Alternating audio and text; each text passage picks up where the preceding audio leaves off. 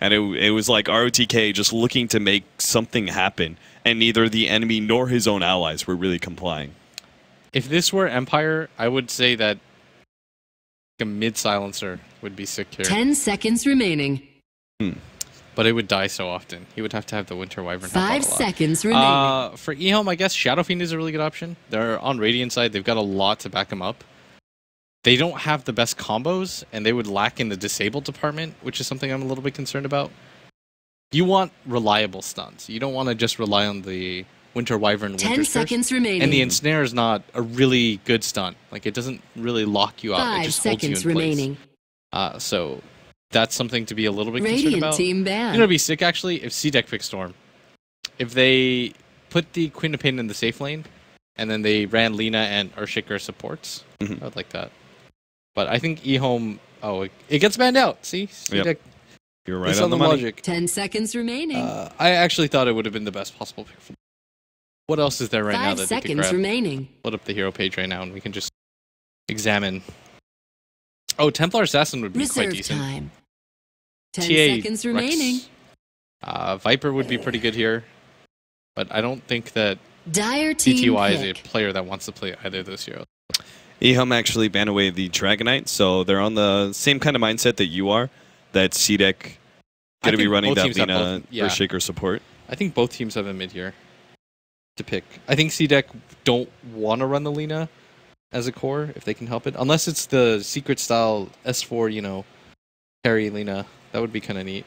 But I guess we'll see. 10 seconds remaining. But EHOME is under the same impression I am that 5 is seconds. a 5 seconds support Lina, remaining. and that just Sure confirms enough. it. Radiant team CDEC pick. Ember Spirit, one of the big winners for the Chinese scene in the group stage so far. Storm Spirit. And your Storm Spirits. Wow. Boom! Look at that. Our Ember Spirit should be this laner because you don't want to match him against the Storm Spirit, right? So we've got a mid Queen of Pain versus Storm. Thoughts on that matchup?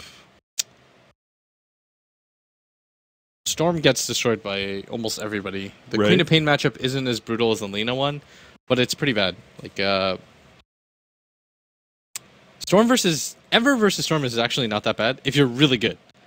Like, if you get what is that? The thing that dodges? Sleight of Fist. Sleight of Fist. If you get it early, I think Brax showed me once that you can just keep dodging the remnants using it.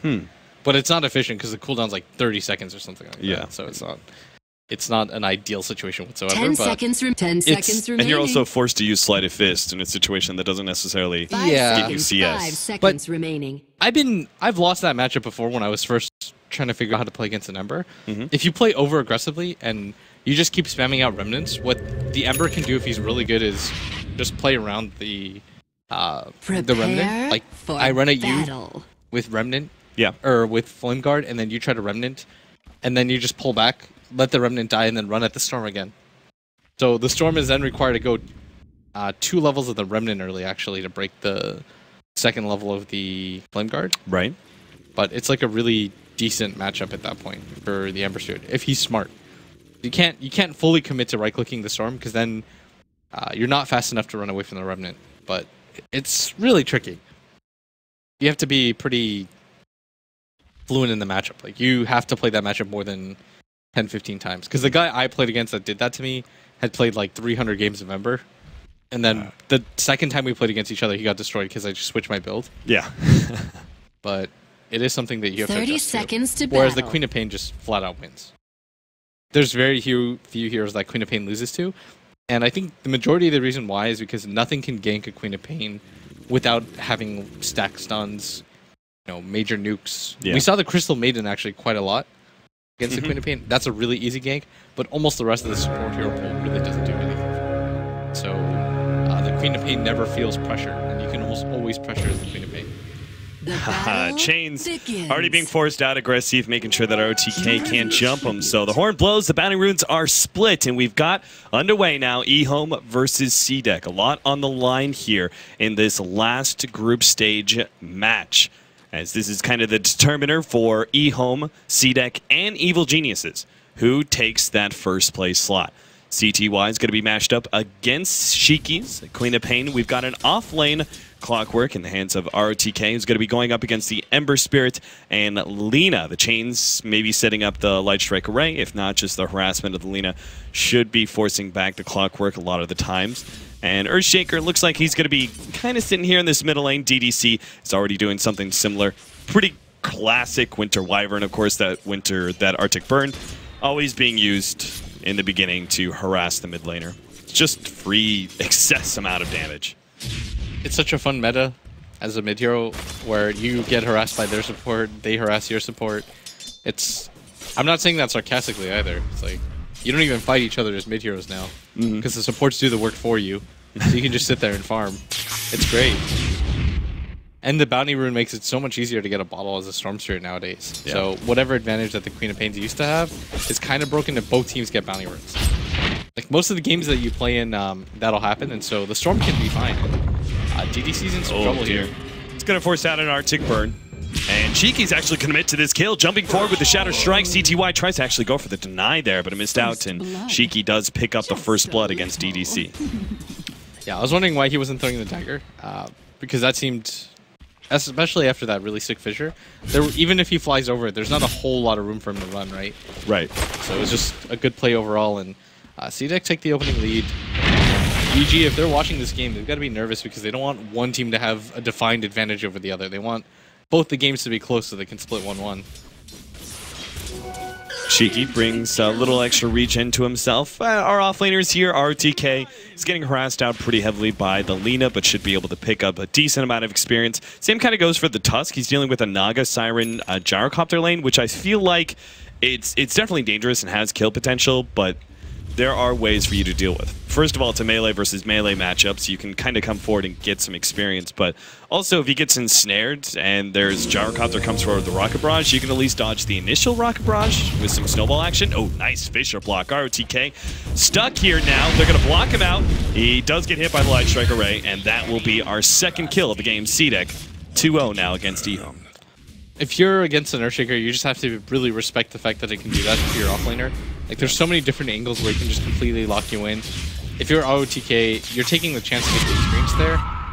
But I guess it's okay because the lane is somewhat pushed in, and you're going to get some experience out of this, but it's still never good to just give the Emperor kills like that. I feel like there are significant advantages to the support dire side Earthshaker. I mean, first of all, the Radiant offlane is much easier to get a really good Fissure block, I feel like. Just because it's a bit of a narrower lane. And then I also feel like because you also have this Radiant cliff next to the middle lane, you can get that surprise Fissure as well. Yeah, and they're trying to make that work on CTY right now, but I think he should see this coming. He's probably got vision for this, yeah. Like when you're below on that high ground, that's where the spot begins, and this isn't really fooling anybody, but they still want to make the attempt because they want to try to give a little bit of more control to the Queen of Pain. Like, the Storm's doing just fine in CS right now, and he's just going to jungle.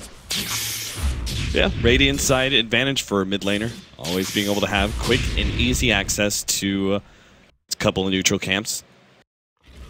Q's farming up he's actually pulling along Clockwork. Kind of playing a little bit passive ever since the Earthshaker Fissure blocked him. Not trying to challenge that pull whatsoever, just soak the experience for it. Bottom lane, XZ, he is going to be caught here by the Naga Siren. There is still a snowball play. XZ is going to throw it out now. He's surrounded by 4 heroes, though, so he's really desperate for a Roshan suicide, but it's not going to happen. Storm Spirit claims the last right-click, CTY. Even if he doesn't get a refill on his bottle, he'll be happy for the kill. You're probably more satisfied with getting that kill than you are with getting the rune every single time. It's just a bounty rune. You're probably going to go back to base if you're the Storm here anyways, because you don't have enough bottle charges to do really too much. So if you didn't get that, you would have just gone back to base. Yeah. But with that kill, he gets a decent amount of experience. He's got boots now too, and so the Queen of Pain versus Stormsphere matchup, I mean, in net worth, it slightly favors the Queen of Pain right now because she hasn't had to do jungle camps, but there is a fairly significant stack ready for the Storm when he wants it, and that should be able to equalize the distance, but Cheeky, he's in kill potential right now for CTY. Like, CTY has to be really careful right now. He's just going to go for it. Yeah, Cheeky pops that ultimate. Instant kill there on the Storm Spirit. Cheeky will feel some damage, but actually he's going to turn around on DDC with Garter making the rotation over. The Fissure pushes back the Winter Wyvern. That's a level 1 Winter Wyvern. Like, Shiki's Not going much to he dive can that do. every single time. Like, he had his ultimate up. He knows that there's no wand on the Storm Spirit, so there's zero play of a turnaround. Like, there just isn't. Even if the clockwork is there, it's really unlikely they're able to stop that. Yeah. And he can probably just walk away after that, too, because he's got a magic wand. And so Shiki went with the play that just made the most sense. And CTY should have been able to read that. Like, he had high ground vision. You click on Shiki, you see that he's got absolute full mana. You know what type of skill build he's gone, so... Right. Maybe if you had the Cold Embrace, you can get away with that. Maybe he wasn't aware that his Winter Wyvern was level 1 still. Or maybe CTY should just gone back. Yeah, it was one or the other. It's either Dyer's he just top tower wasn't is under fully attack. respecting the burst power of all 3 spells, or Right. he thought that the Winter Wyvern was level 2. This is a very big hard camp stack for CTY to farm up soon. And also, they're going to give him this haste rune. So with his level 6 coming up, there is opportunities to make plays, but it doesn't seem like it's going to be had in the middle lane. Shiki is soon to be level 8, and Gardner is always making sure that Shiki has a good time in middle. Yeah, CTY is just going to farm up the jungle camps right now to try to get back. He needs the level 6 to be able to pressure the Queen of Pain at all, and that's part of the reason why Storm, in the laning phase it's weak, but later on you can kind of deal with the Queen of Pain. And it's just because you have the jump ability to chase after her blink, but you need either a good start or a good amount of farm, and he doesn't really have either of those things, so he's got to fall back on the jungle because the Queen of Pain doesn't have any stacks. She's still 1k in net worth ahead of him. So CTY has to be careful here. YJ, he's got some camps to farm up as well in his part of the jungle. He's going for a Phase Boots build. What's the difference here, Blitz, between Phase Boots and Tread's Gyrocopter? What do you read into that? Under attack. I think it just allows you to be more aggressive and to chase people down. Dyer's I middle think tower that's is going under to be a large attack. part of the strategy for them. Like, aggressive's going to go for Treads here, so it's going to be pretty easy for YJ to be able to chase him down. And you favor the mobility of your HP just because CDEC has so much burst damage. XZ's got level 5. How's our Clockwork doing? RTK, he's also come down to this bottom lane. Just throwing out some rockets for now. I guess because the Gyrocopter was doing so much in the jungle, they kind of free up that lane for RTK to get his level 6.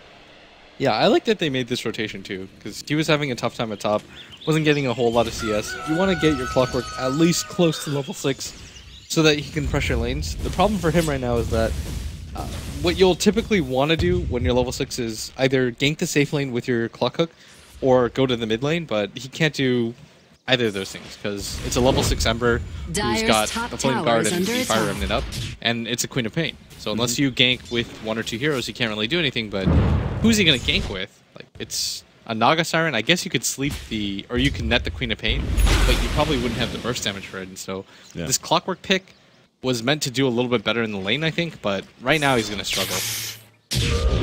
He even goes for the maxed out Rocket Flare build, which, again, I can completely understand. Versus Tusk, Ember Spirit, Queen of Pain. None of those are really good heroes for Clockwork to lock down.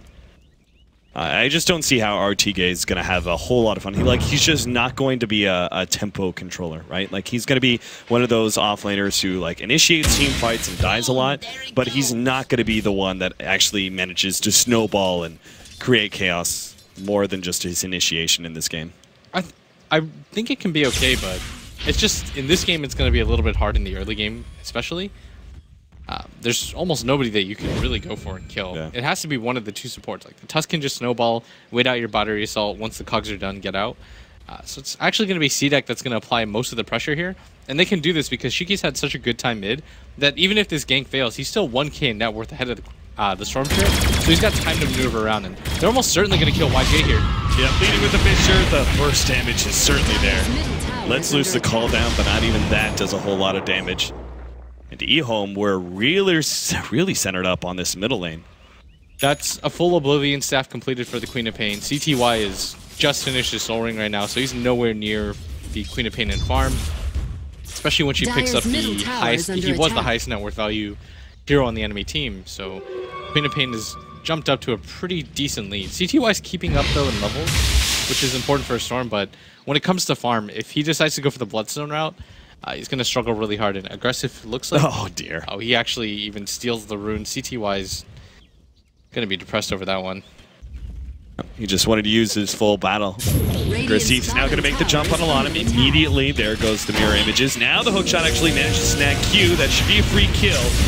CDEC are mounting a response with their Ember Spirit, but there's just too many heroes grouped up from EHOME. So CDEC, I feel we're playing very confidently against EHOME. Like, they got that pick off the bottom lane. The laning phase in general just seems to be going really well for them. But they maybe just stumbled a bit too aggressively. Too aggressive. That was not intended. Radiant's bottom tower is under I think attack. that if you're CDEC, you're still doing okay. Like, the only people that you know that they can kill for sure are the Lina and the Earthshaker, right? Oh, yeah. Like, your cores are so unopposed to this game. That's kind of the problem with EHOME's lineup, is that CDEC have so much mobility, and this Ember Spirit pick actually works out really well because you can dodge pretty much everything. The only thing that you're really going to struggle with is if the Storm decides to go for an Orchid, which he won't, because he's already just so far behind the Queen of Pain, right? Queen of Pain jumping in, trying to fight against Shiki. Has to ball lightning away. Will dodge the Shadow Strike. But at least forces something there. But yeah, 100% no Orchid, simply because he's too far behind. So yeah, he would never get there in time for it to actually matter, because the Ember can then just go for a Manta style. Yeah. Once he sees that you go for it, you're not gonna not have your Oblivion stuff on you. It just adds so much damage. So he sees you going for that. He knows that there's no other hero on the map that can pressure him, so you can get that at a reasonable time, and then your Storm is pretty much useless, because then Queen of Pain can tech to a different item. Like, she can just go for a Yule Scepter. Okay. If you go for that. Whereas it's much less efficient for the Storm to go for a Yule Scepter. It just doesn't help him enough. Like, the Queen of Pain can refresh the blink timing and be the most mobile hero on the map using a Yule Scepter, but what does it really do for a Storm Spirit? It's just too defensive of an item. So you go for the Bloodstone, and it's like a lose-lose situation, but at least you can suicide if she goes on you and has to burst everything on you. Right. Hopefully prevent this Queen of Pain from snowballing a bit too much, though she's already level 10, and we'll have that second Oblivion staff coming in soon. RTK, they're going to try and blow him up. Nice cogs that pushes back. The Witcher's Curse is there to control Aggressive, but TP out. He's going to be pulled in by CTY. Not really worth it there for CDEC. Once again, they try and get aggressive in the middle lane and try and, force some sort of kill or something, and EHOME just, like, immediately showcase, hey, we've got 4+ heroes here. Yeah, he had Magic 6 charges at the same time. He had enough HP to survive through that. That really wasn't worth it. That could have gone a lot worse for CDEC if they weren't careful. Like, the Ember Spirit committed every single one of his Fire Remnants to be able to get that kill. Yeah. He had zero way out of that. He was out of mana.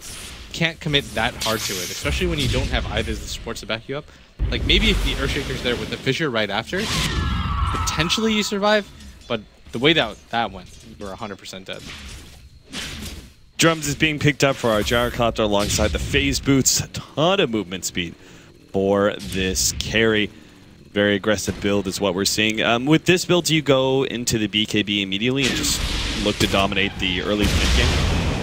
I think you still go for the SMI. I'm trying to think right now. Actually, if you have drums, probably BKB first is better. Yeah, I feel like when you go drums, going SNY as well is just maybe too much all-in. Yeah. On the early mid game, you have just too many small stat items. Because what people have to always consider is like SNY and drums together isn't bad at all, but you also have Ring of Aquila. Yeah, and you still want to build towards the late game at some point. Like we saw that in the game where was it CDEC versus EG? I still liked how CDEC built their heroes. I think the bigger issue there was just that AUIA destroyed them and their confidence, but the way that their heroes built, I think, was the correct idea. You don't have to all-in commit to the early game like that. Like, Ring of Aquila is really expensive. It's 1,000 gold, drums is 1,800, so you spend 2,800 gold on an item that you don't. Tower is under attack. Yeah. CDEC, done with trying to maybe get a pick off in middle and take that tier 1 tower there, are now going to center up at bottom lane instead. They are getting to a point. Ember Spirit has a Ring of Aquila. I don't think he needs to go drums at this point in time. You could probably just go straight for Battle Fury. Yeah, especially with the way that CDEC are looking really good for the laning phase, can probably just afford to sit back and continue to play a bit of a farm game against EHOME. The only way CDEC kills aggressive is if what just happened before happens again. Right. Where he uses all 3 Fire Remnants. Like, as long as he has one defensive, one placed, they would have to Winner's Curse and blow everything on them at the same time. And you can't really do that anymore because the Queen of Pain now has a Orchid. Dire's top tower is under attack. So the beginning of the Queen of Pain's dominance.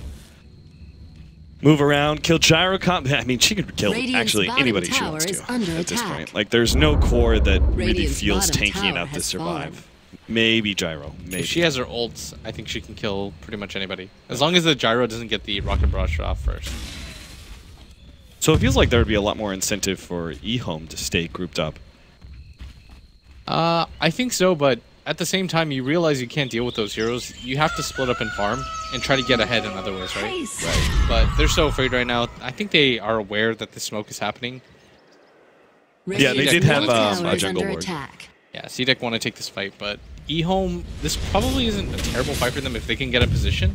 A lot of it's going to come down to the positioning of the Winter Wyvern, and if DDC can make really good use of the Cold Embrace and the Winter's Curse. Like, interestingly enough, he's gone for the Max Splitter Blast build, which I think is pretty unique, right? A lot of people value the Arctic Burn very highly. I think it's about a 50-50 split, okay. Especially if you're able to get like the early 2 levels in Arctic Burn, just the slight increase in range.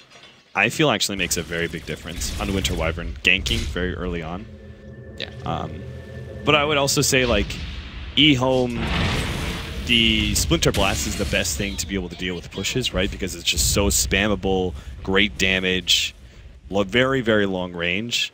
So maybe they're a bit afraid that CDEC are going to try and take advantage of the early net worth lead that they have to push towers, even though they really don't have a net worth lead at all. CDEC have actually, over the last course of 5 minutes, have actually kind of dropped their 1,500 gold lead. Gyrocopter farms really quickly. Yeah. So does Storm. They're just more efficient farmers than Queen of Pain and Ember Spirit, because the Queen of Pain with this Orchid build, it's not the best farming build. Like, you want to get kills with it as much as you can, and they're not able to do so. And at the same time, CTY is only jungling, and he's actually switching back to the Orchid. I like this. Yeah. He realizes that his team is probably going to have to fight at some point, because they have no other ways to kill CTY without... or CTY has no ways to kill them without an Orchid of his own. Because he rolls in, and then what? You get Orchid or stunned up, and you can't really kill anybody? Yeah. Like, you need some lockdown. At the same time, he's also been able to, like, sit back and farm up enough where he's gotten that chunk of gold where he's like, okay, now I can't go for that. RTK is picked up by Shiki. Quick little kill there with the Orchid. That's really the first one that Shiki's managed to get.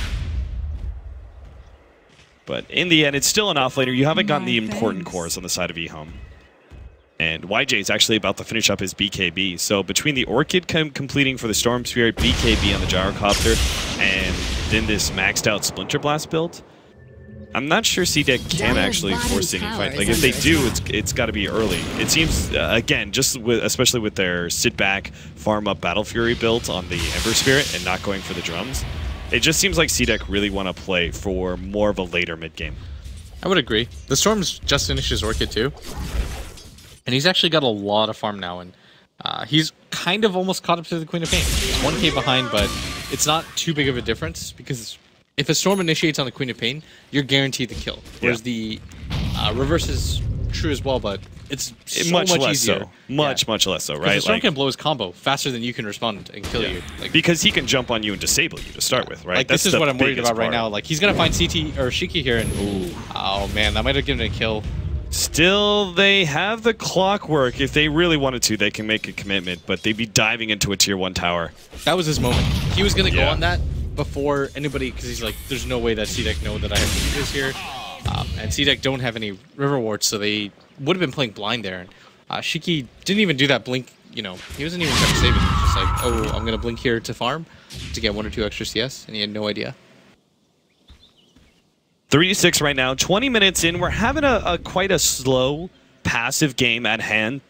Neither team really finding an opening. Neither team really has a whole lot of pressure, I think, on them to try and make something happen. Like, CDEC had maybe an early advantage that they could have utilized to push down towers, but at the same time, they decided instead to go ahead, sit back, farm more, get the Ember Spirit where he's got Battle Fury and can start getting the Daedalus build coming up. EHOME obviously have some very great late game heroes, and they also kind of were behind in the laning phase. So a lot of incentive, I think, for them to sit back and farm. So when CDEC weren't really putting much pressure on them, EHOME were like, all right, that's fine. We've got the faster farming heroes. You don't force the pace of the game at all. That's the main thing we've learned. I feel like that's the main lesson I've learned is like, if you're behind, don't just be like, I have to force something. We have to go right now. Just play the objectives, slow the game down. People are they tend to make mistakes. So if you let them, and you have a clear game plan, then you're fine. When it comes to late game, it's hard to really determine who is the better late game. I think when it comes to offlaners, the Clockwork is going to be less useful than the Tusk. But the Lina is definitely going to be less useful than the Winter Wyvern. And the Naga has a lot of potential for the late game, as we've seen before. So both teams are going to feel relatively comfortable right now, but CDEC are definitely in a type of period where they don't want to blow any sort of lead. Because CTY is definitely that type of player that just runs with it. Yeah. At which point, like game plan-wise, what is your critical mass for either team? Like, if we never just see an opening, this continues for the next 20 minutes, and every team just sit backs and farms, etc., etc. What for you is really your critical mass for EHOME and for CDEC? At what point do they have certain items they should go force the fight? BKB on Queen of Pain, Battle Fury, Manta maybe on the side of the Ember Spirit. Okay. This is going to sound really weird, and I know everybody will disagree with me, but I actually think that the Ember Spirit should just get something defensive like Mules. I think all-in committing for the Battle Fury doesn't do a lot. Like, EHOME have the most AoE lineup of AoE lineups. You've got a Gyrocopter, a Storm Spirit, a Winter Wyvern. Like, your Manta is not going to help you that much. Same with the Well, you disagree with the Battle Fury first on Ember Spirit? No, I agree with it, but I think second item, going for something like a Manta style is too big of a commitment, and it's not going to give you enough. Okay. 3-man smoke up. CDEC are going to find CTY. They'll chain stun him down. Very nicely played. And they're not afraid to pop all the ultimates for it. Walrus Punch, Echo Slam, and a Laguna Blade, all for that little poor Storm Spirit. But then again, we haven't really seen any kills in the last few minutes, so why not pop all the ultimates to ensure a pickoff? I don't feel bad for him. Storm Pickers deserve this. His Tier 1 tower's dropping a little bit low. Aggressive brings his double damage rune to the 4. They pop the glyph now, and he jumps away to his Remnant. Just a bit too risky for him. Go Naga Siren Illusion. He tried. He almost got the deny off. YJ gets the last hit on it, so they do get the deny, and they managed to gank the Storm, but CDEC, I think the advantage is on them still. Like, they have more options for objectives. If they wanted... I guess they don't have a medallion carrier. Well, it could be the Tusk, but it looks like he's deciding to go for a mech instead. But if he had gone for medallion, the option would have been available for them to go for the Roshan. And then you open up the map. Dire's middle tower is under attack. But they do have a mech now on XC. And I think that does mean that you can get into fights. Like, there's a BKB on your Queen of Pain. Your Ember Spirit has 1,700 gold, but whatever he's going to decide to go for probably won't be in time. So it might actually just be go time here. EHOME, are they building a mech at all? They're not, right? No, they already have one on ROTK, that's right. The Clockworks. This is not very common in China, but is seen a decent amount more than ever in the Western scene, which is mech Clockwork.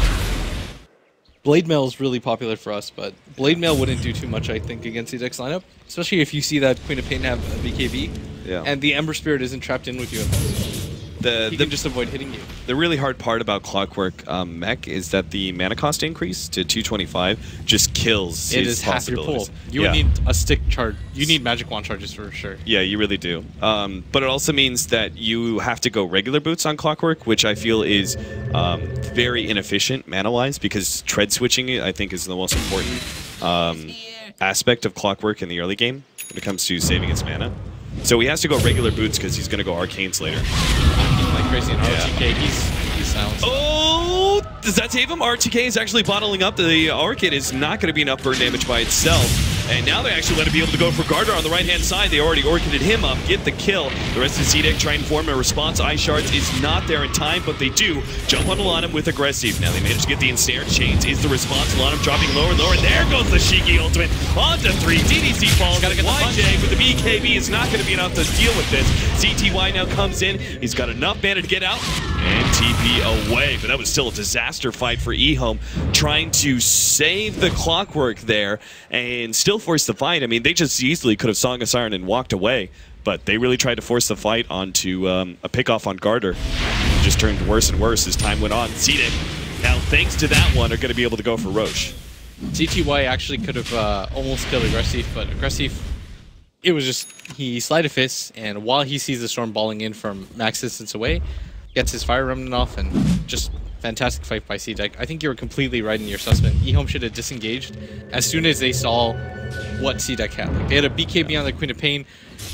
They were on the Hill of Death, too. This is the Queen of Pain ultimate Hill of Death. Yeah. Like, you never want to fight in that small coned area. They still have a rather large ancient stack that the Gyrocopter has yet to take. BKB is coming up for our Storm Spirit. The one survivor of that team fight is going to be able to have some item progression. BKB already complete for the Gyrocopter, though this also slows down his farm progression, right? When he goes for an early BKB like this. But relatively early, I guess. I think it's still necessary, though. Yeah. As weird as it sounds, your team's in a position where if you get a BKB, your late game isn't as great, but if you don't, you get bursted down by pretty much everything. Like, one Earthshaker Fissure into Lina ultimate takes him down to about 1/3 of his HP. Yeah. And then you just get Queen of Pain ulted every single time after that. So, yeah, he doesn't decide to go for the Manta. He goes for a BKB. I like that. As I was saying, I don't think the Manta is going to do much for him, right? You've got so many counters on the side of EHOME for him. They've got an Orchid. You can just wait, right? And even if you initiate in, there's not a whole lot that the Emperor can survive. So Dire's middle tower is I think going for this was the better choice. On the flip side, CTY, Radiant structures are a rare occurrence, has decided to go for a BKB after the Orchid. So EHOME are definitely more committed to the mid game. See if they can win this fight. It's necessary, but aggressive. He's already popped his BKB. They will be able to right-click him down. Nonetheless, maybe Sleight of Fist jumps over to the right-hand side, keeps on going. Redden jumps. He's trying to stay ahead. It looks like he just will. Laguna Blade and Nord to finish off the clockwork. We managed to get the touch there with the Cogs bounce back. Aggressive does survive. Garter, though, is going to be able to lock down CTY on top of that one. And look for more with the Fissure stun onto YJ. Q runs forward, line strike array, and the right clicks from Shiki. Did manage to get the turnaround on the Lina, but it's still one fight easily for CDEC. We're going to go for more now. DDC, Glimmer Cape away, and he is good. Ember Spirit did manage to track down the Naga Siren in that middle lane as well. So that was the BKB. That was the BKB on the Ember Spirit, 100%. The fact that they couldn't lay any magic damage onto him during that Winter's Curse allowed him to survive, and I think ultimately kind of won the fight for CDEC. He did so much work in that fight. He managed to chase down the Naga at the same time, so he gets himself a solo kill, and he doesn't allow them any potential for, you know, the sleep getaway. And at the same time, he had like 400 HP after the Winter's Curse. Maybe less than that, actually. I'm exaggerating. Oh, yeah, I think 200.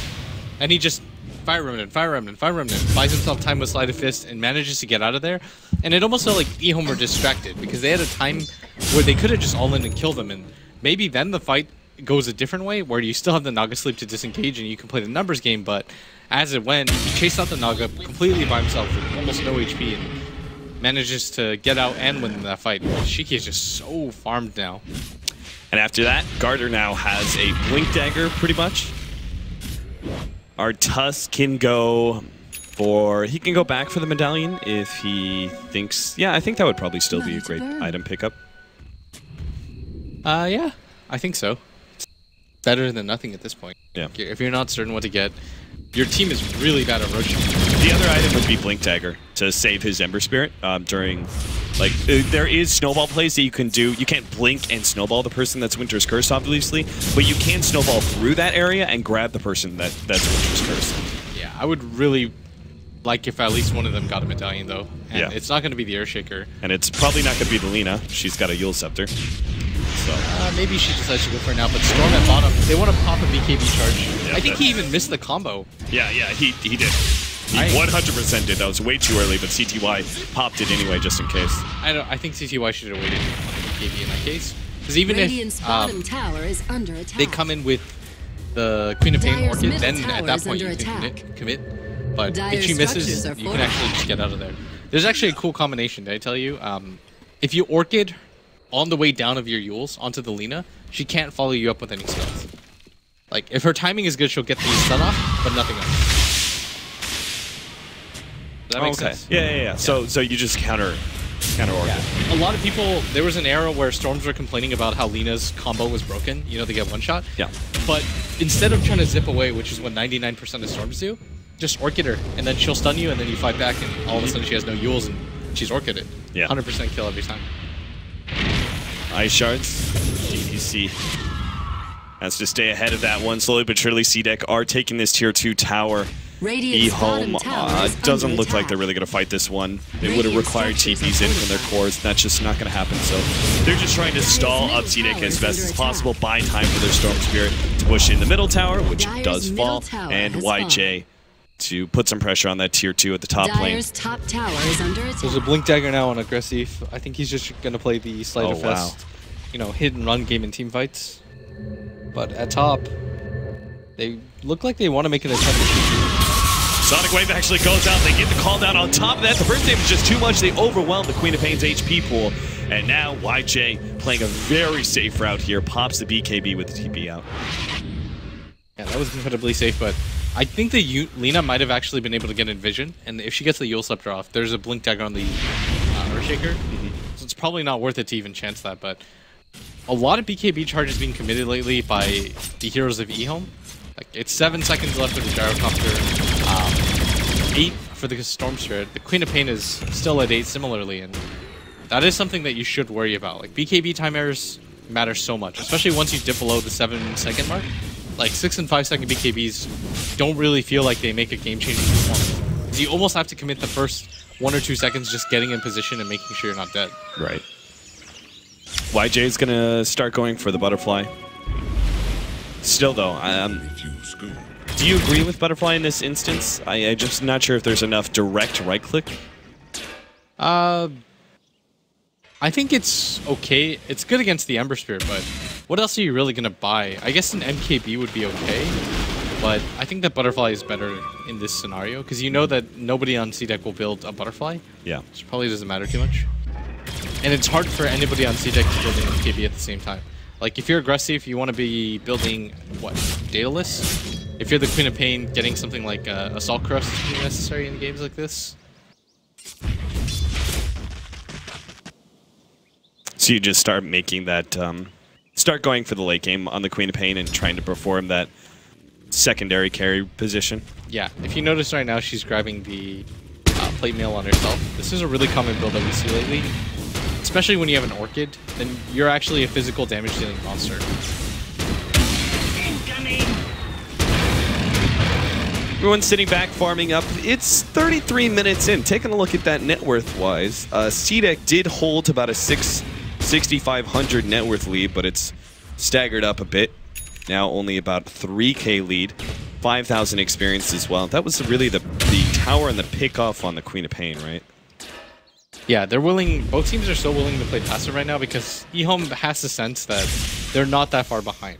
Once you get a butterfly on your gyrocopter, he's got a BKB at the same time. There's not a whole lot of things that can get through CDEC's lineup. Like, a lot of CDEC's lineup is contingent on being able to do magic burst damage, and if they could kill somebody like the Lina or the Earthshaker in time with using the Storm Spirit, then you're probably in a really good position. And the Winter's Curse means that you can almost always deal with the Queen of Pain.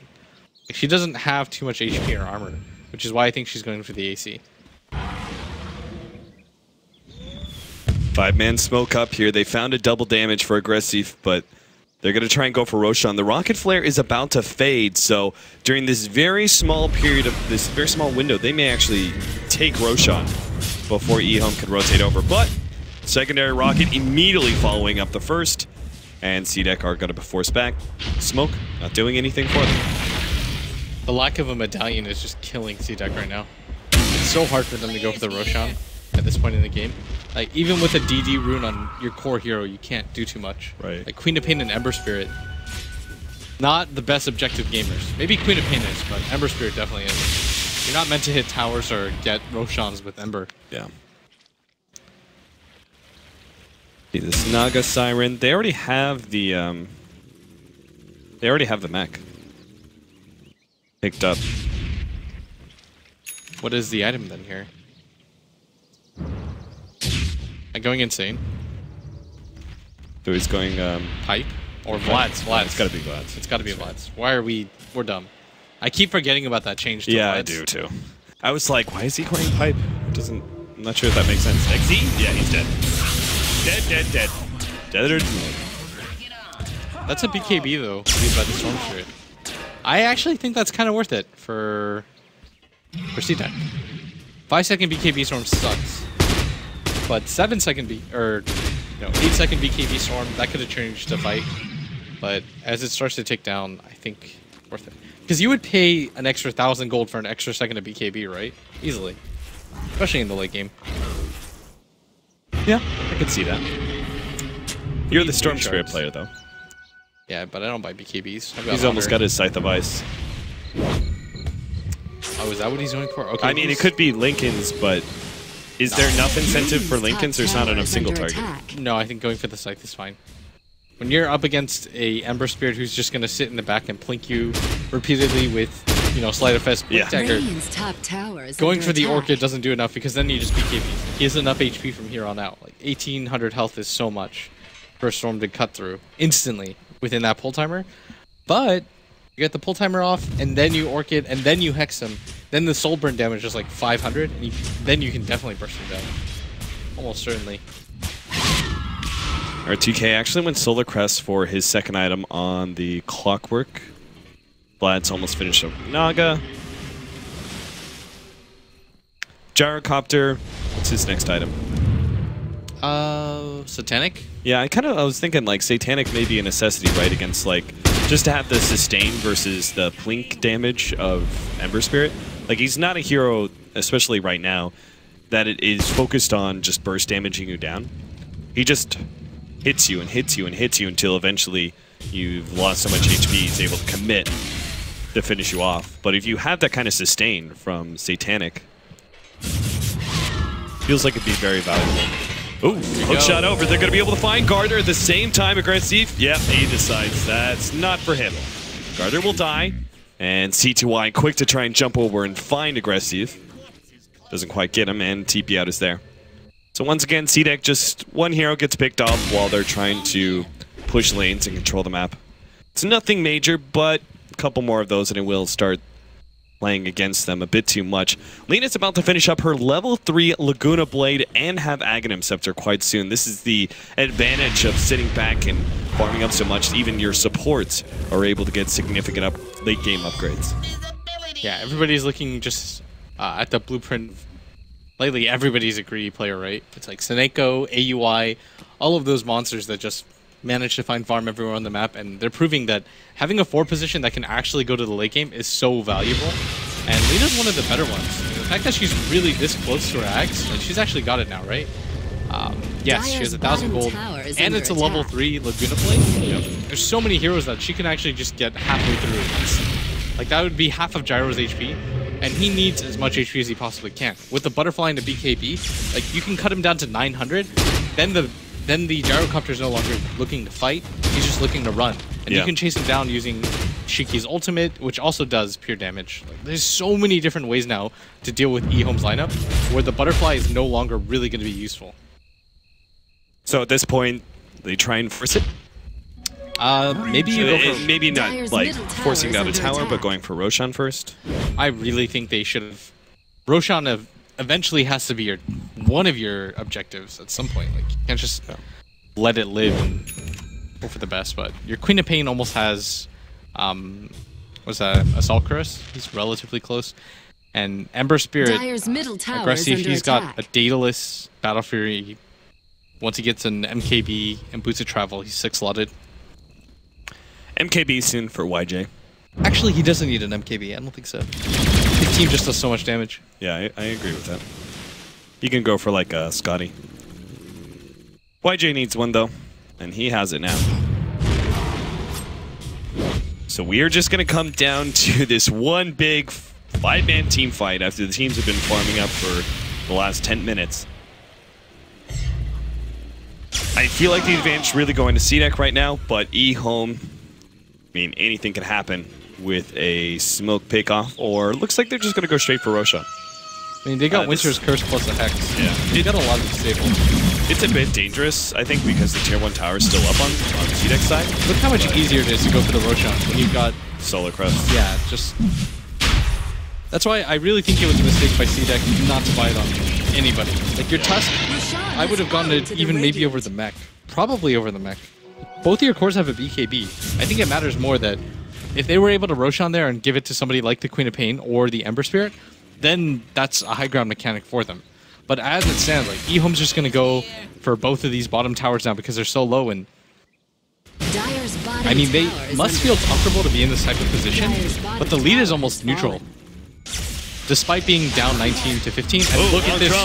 Q is going to be the target. Hookshot actually blocked out by CTY. Immediately Orchid being placed on him. He now pops BKB and turns and fights against that. He forces them over. There goes that Sonic Wave. They managed to get a decent amount of damage out, but EHOME just roll over the CDEC members. Alright, so he rolls back, drags the snowball back into them, into all of them actually, and then that was not the commitment that you wanted to make. I thought for a second CTY was crazy, and then the snowball came back and he's like, nope, coming with me, right into the gyrocopter ultimate. And the crazy thing there was CTY didn't even really do that much damage, but the Lina didn't get her ultimate off because she was so stuck. Biggest downside of the snowball right now, EHOME. Read that opening perfectly. Don't lose a single hero. Get 2 pickoffs and grab a tier 2. And I suppose that tier 1 tower. Big jump in net worth for some of these supports, like DDC, who now has a Blink Dagger. Lana, at what point do you really start building towards the late game? I mean, is it just too much? Is it just too late? Like, you committed too much with the Arcanes, Urn, and Vladimir's that you can't really go the Radiance build anymore? It's 42 minutes into the game. Even if you have a Radiance, it's not just the Radiance that makes Naga a strong hero. It's the Octarine Core, Diffusal, Manta, and the game would have to drag out to like 95 minutes for him to be able to accomplish that at this point. Like, you're hard committed, you just have to stick with it, you know, hope that it was the right decision. Dire's middle tower with that Aegis, they're feeling so emboldened.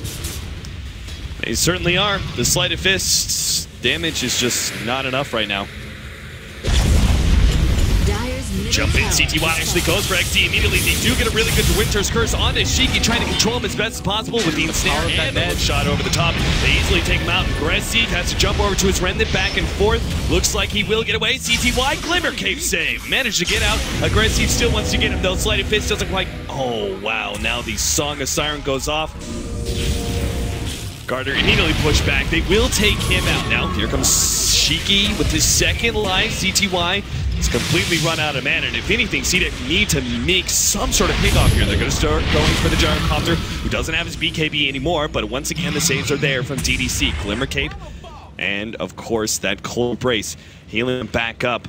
CDEC are not content to just let EHOME walk away, but they don't have a choice. They want more than this if it's at all possible. And ROTK spamming a Soul Ring on the ground, is that CTY's? Like, how is nobody taking that? DDC dropped it for the other gem. Okay. I was like, somebody should grab that. That's 900 gold on the ground that you want to at least take care of. And they walk away with the gem. They take the tier 2 tower. So many, and oh my Sight the Vice, Orchid, CTY. He has just enough mana for the pullback. Beautifully timed. And now the TPN from XC just looks like a fool's errand. EHOME will rapidly surround him. He makes a blink away. XC will actually get some distance here. In fact, he's probably going to survive. EHOME don't need to chase him. They just need to take objectives. Yeah, EHOME right now, they don't even care. They're doing so well. CTY is incredibly farmed. That's almost a 6-slotted Stormsteered. YJ, he's built almost entirely late game. Like, he can place his drones at 44 minutes into the game, but for the most part, he's set for whatever you're going to have. And there's going to be Shiva's flying in on CTY soon. Warrior got picked off by our Tusk, who managed are they to going to find him? He has a gem. They really want to get this kill if they can. CTY's going to jump for this. He's got a snowball that he can get to. They went the wrong way. Yeah. He went up. No, they're even throwing down the call down.